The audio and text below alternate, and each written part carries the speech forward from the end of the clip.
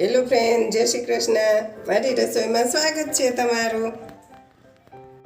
ચટપટો જલ્દીથી બની જાય એવો નાસ્તો બનાવશું. ઓછા તેલમાં અને ઓછા ટાઈમમાં બની જાય એવો હેલ્ધી આપણે નાસ્તો બનાવશું. તો આલુ રાઈસ મસાલા બોલ બનાવવા માટેની સામગ્રી જોઈ લઈશું. 3 લીલા મરચાં લીધા છે, એને ઝીણા કટિંગ કરી લીધા છે. જીરું અને ધાણા બંનેને તાવડીમાં, માટીની તાવડીમાં શેકીને દળીને લીધું છે. હળદર અને મીઠું. ગાજર ઝીણું કટિંગ કરી લીધું છે કટરમાં. ધાણા, ફુદીનો અને લીમડાના પાન એને ઝીણું કટિંગ કરી લીધું છે. અને 2 મીડિયમ સાઇઝના કાંદા, આદુ લસણ પેસ્ટ અને અડધું લીંબુ, 5 થી 6 બટેટા.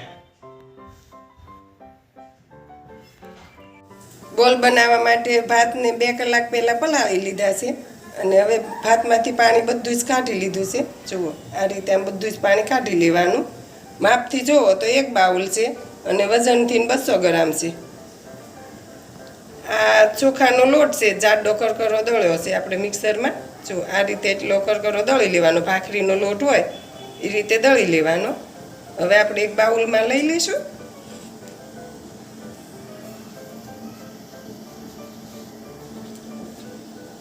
હવે આપણે પાણી ગરમ કરવા મૂકી દીધું છે.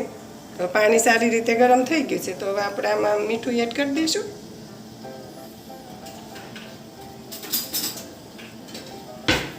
સ્વાદ પ્રમાણે મીઠું એડ કરવાનું. અત્યારે હું અડધી ચમચી મીઠું લઉં છું. આ પાણી ગરમ હોય એટલા માટે હાથેથી લોટ નહીં બાંધવાનો, ચમચીની મદદથી ન લાવતું જવાનું. આ રીતે એટલું ઉફાળા ગરમ પાણી કરવાનું. થોડું થોડું પાણી એડ કરતું જવાનું અને લોટને સારી રીતે મિક્સ કરી લેવાનો. હવે થોડોક ઠંડો થઈ ગયો છે તો હવે આપણે હાથેથી લોટ બાંધી લઈશું. આ રીતે આમ હાથેથી ભેગો કરી લેવાનો સરસ રીતે.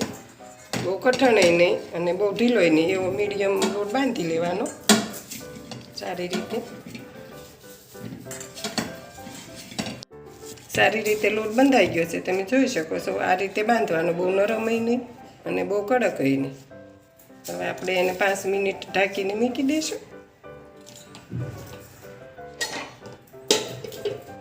બોલ બનાવવા માટેનો મસાલો બનાવી લઈશું. આદુ લસણની પેસ્ટ 2 ચમચી, 2 ચમચી લીલા મરચાં કટિંગ કરેલા છે, તમે ઓછા વધુ કરી શકો છો.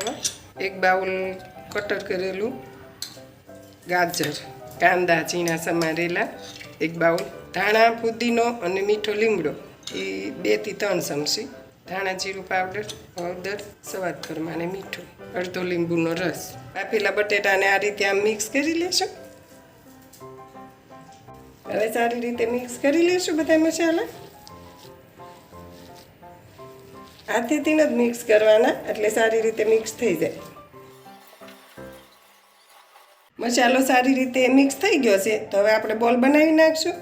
જુઓ, તમે જોઈ શકો છો કેટલો મસ્ત દેખાય છે. તો નાના મોટી બોલ તમારે બનાવવા હોય એ રીતે આપણે માપથી બનાવી લેવાના. હું અત્યારે અવડા બોલ બનાવું છું. જુઓ,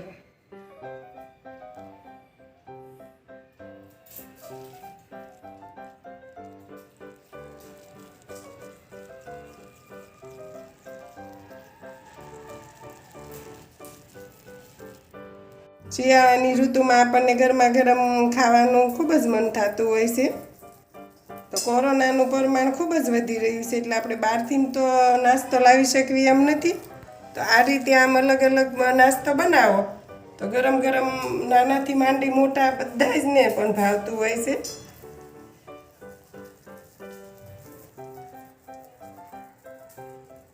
સારી રીતે બોલ બની ગયા છે તો તમે જોઈ શકો છો, બધા સરસ બોલ બની ગયા છે.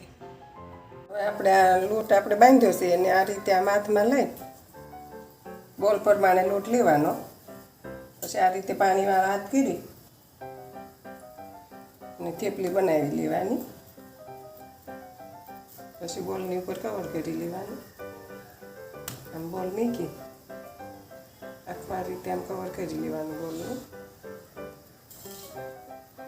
સરસ સારી રીતે કે બોલ બતાવવો ન જોઈએ.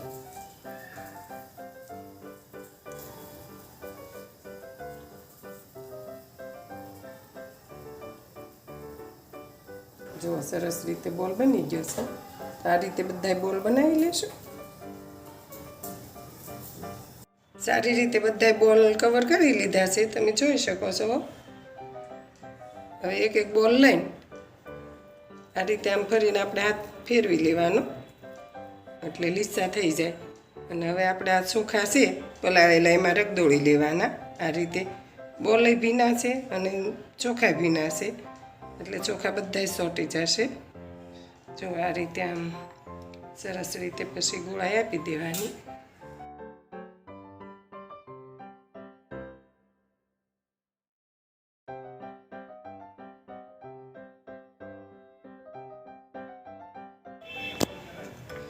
બધા જ બોલ ચોખામાં રગદોળી લીધા છે, તમે જોઈ શકો છો. હવે આપણે બોલને બાફા મૂકી દઈશું. હવે આપણે બોલ બાફા મૂકી દઈશું. તો બોલ બાફવા માટે મેં અત્યારે ઢોકળિયું કુકર લીધું છે. તો ઢોકળિયું કુકર ન હોય તો તમે તપેલામાં છાણી મૂકી અને બનાવી શકો છો. તો 2 ગ્લાસ ગરમ પાણી કરવા મૂકી દીધું છે. તો સારી રીતે ગરમ પાણી થઈ ગયું છે, તમે જોઈ શકો. હવે આપણે આમાં તેલ લગાવી દઈશું. સારી રીતે લૂસી લેવાનું. પરસો વળી ગયો હોય એટલે સારી રીતે લૂસી લેવાનું. હવે આપણે બ્રશથી તેલ લગાવી દઈશું જેથી આપણા બોલ ચીપકી ન જાય.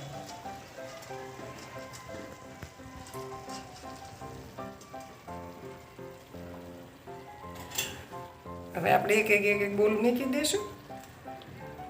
આ રીતે મૂકી દેવાનો. થોડો ગેપ રાખવાનો બોલની વચ્ચે. 2 બોલ વચ્ચે એટલો ગેપ રાખવાનો.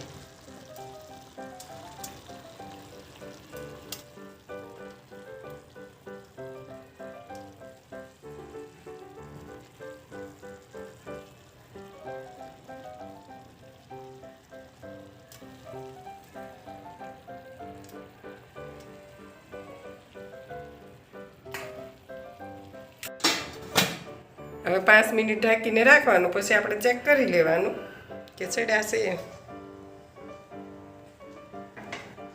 5 મિનિટ થઈ ગઈ છે તો હવે આપણે ચેક કરી લઈશું. સારી રીતે બફાઈ ગયા છે, તમે જોઈ શકો છો કેટલા મસ્ત બફાઈ ગયા છે.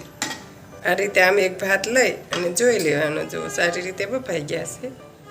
હવે આપણે સર્વિંગ બાઉલમાં કાઢી લઈશું.